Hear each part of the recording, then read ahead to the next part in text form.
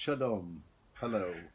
I'm Henry Abramovitch, a Jungian analyst living and working in Jerusalem, Israel. And I want to tell you about my new article, Daniel, the Psychological Development of a Master Biblical Dream Interpreter.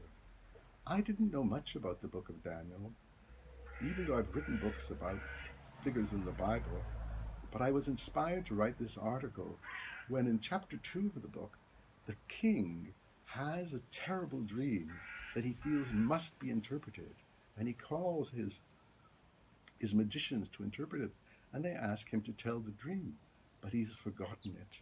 But he demands that they interpret it anyway, otherwise he will kill them and destroy their houses. Daniel, hearing about this, prays and goes to sleep and does what today we would call dream incubation, to bring a dream to him.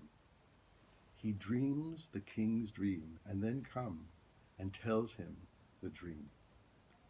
He provides what you would call a big interpretation for the dream as a political metaphor of the cycle of kingdoms that will fall one against the other.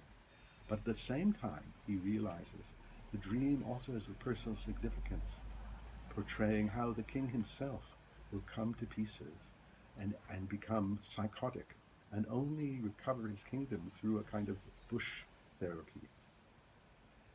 We know much more about the dreams of Joseph, who's a much more accessible character than Daniel, who lived as a terrible time, as a terrible exile, and had to recreate life anew in a foreign land.